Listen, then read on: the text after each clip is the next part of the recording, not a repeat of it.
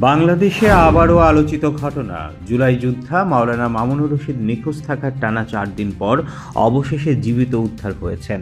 শুক্রবার দুপুরে পূর্বাঞ্চলের স্টেডিয়ামের পাশের নির্জন এলাকা থেকে স্থানীয় কয়েকজন তাকে উদ্ধার করে প্রথমে 1 নম্বর সেক্টরের মসজিদে নিয়ে যায়। পরে পুলিশ ঘটনাস্থলে পৌঁছে দ্রুত চীন বাংলাদেশ মৈত্রী হাসপাতালে ভর্তি করে। বর্তমানে মামুন সেখানে চিকিৎসাধীন রয়েছেন। গত রোববার রাজধানীর তুরাগে হানিফ আলী মোড় থেকে হঠাৎ নিখোঁজ হন এই জুলাই যোদ্ধা। নিখোঁজ হওয়ার পর থেকে স্থানীয়দের মধ্যে উত্তেজনা আর পরিবারের মাঝে উৎকণ্ঠা ছড়িয়ে পড়ে। সংশ্লিষ্ট সূত্রে জানা গেছে, নিখোঁজের এক রাত আগে মামুনকে হোয়াটসঅ্যাপে সরাসরি হুমকি দেন উত্তরা জোনের প্রজন্ম লীগের সাবেক সভাপতি সাব্বির হোসাইন। বর্তমানে তিনি যুবশক্তি নামে একটি সংগঠনের সঙ্গে যুক্ত এবং কেন্দ্রীয় কয়েকজন নেতার ঘনিষ্ঠ সহযোগী বলেও অভিযোগ রয়েছে। সেই গ্রুপ চ্যাটে সাব্বির লিখেন, যারা আমাদের বিতর্কিত করতে চাইছে এবার তাদের আসল রূপ দেখানো হবে। আমরা মামলা হামলার ভয় করি না, ওরা আমাদের দুর্বল ভেবেছে, কিন্তু কাউকে ছাড় দেওয়া হবে না। এমনকি তিনি শেখ গোলাম মুস্তফা ও মাহতাব খান বাঁধনকে ট্যাগ করে অনুমতির অপেক্ষার কথাও জানান। উত্তরে মুস্তফা রিপ্লাই দেন, কুল। এর পরদিন সকালেই নিখোঁজ হন মামুন।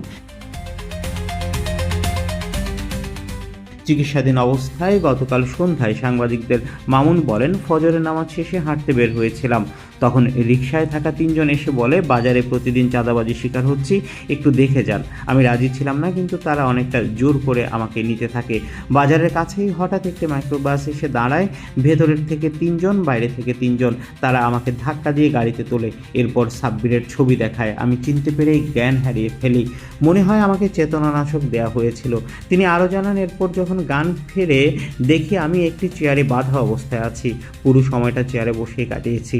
কখন ঘুমিয়ে পড়েছি, কখন কি হয়েছে কিছুই মনে নেই। শুক্রবার হঠাৎ কয়েকজন মুখে পানি ছিটালে চোখ খুলে দেখি আমি পূর্বাঞ্চলে মসজিদের পাশে পড়ে আছি। মামুন তুরাগ থানা বৈষম্য বিরোধী ছাত্র আন্দোলনের সাবেক যুগ্ম আহ্বায়ক। জুলাই বিপ্লব চলাকালে উত্তরায় তিনি ছিলেন অন্যতম সংগঠক ও ময়দানের সক্রিয় কর্মী। এই ঘটনায় স্থানীয়দের মধ্যে আতঙ্ক ছড়িয়ে পড়লেও একই সঙ্গে প্রশ্ন উঠেছে, একজন জুলাই যোদ্ধাকে টার্গেট করে অপহরণ করার নেপথ্যে কারা, কার নির্দেশে এই ঘটনা ঘটল। পুলিশ বলছে তদন্ত চলছে এবং দ্রুত দায়ীদের আইনের আওতায় আনা হবে। তবে রাজনৈতিক অঙ্গনে এরই মধ্যে শুরু হয়েছে দফায় দফায় আলোচনা আর তীব্র সমালোচনা। 4 দিন পরে জীবিত উদ্ধার হলেও মামুনুর রশিদের অপহরণ রহস্য এখনও ঘনীভূত। এই ঘটনায় রাজনৈতিক অঙ্গনে নতুন করে উত্তেজনা সৃষ্টি হয়েছে।